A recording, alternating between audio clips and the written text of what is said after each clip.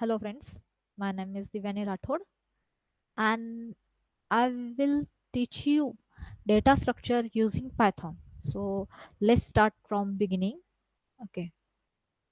So here is my subject data structure. My name is Divani Limchand Rathod. I am from AISMS College, IIT from Instrumentation Department. Okay. So let's start Python. So if you have not Python software, then you can use online compiler. Okay, so here is I'm using Programize online compiler. So just go to the Google, then search for Python online compiler. Here you here you go. Okay, just click on any one compiler, then open this window. Okay, so here you can write the code which you want to print or enter in software. Okay, so you can write the code here. So first of all, I will teach you about the Python for loop. So what is the for loop? If you have knowledge about acknowledge about the loops, what is actually the role of loop in any coding? So it will help you to iterate continuously. Okay, uh, till the value is not satisfied.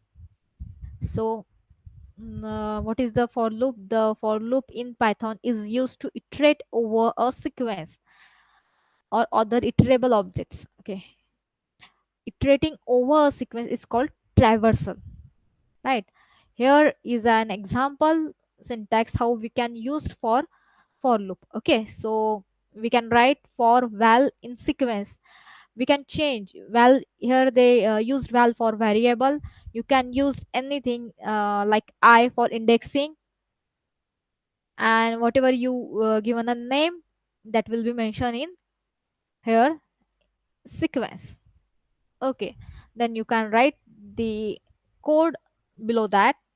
Okay, after a double colon. Okay, so first for each, so here is the flow chart for loop. For each item in sequence, it's get started, then it last item reach. If not, if s exit the loop, if not, it's go again that uh, again go the from starting point. Okay, so the till this value is not satisfied, it will loop will be continuously going on. Okay, so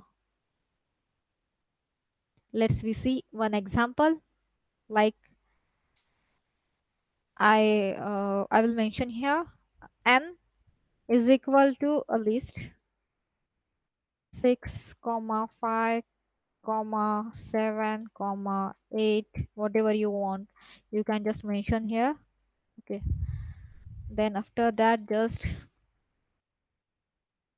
want the summation, so sum is equal to 0 4. Here I mention val in n, which is I mention above n. So sum is equal to sum plus val. Okay, then I just want to print this.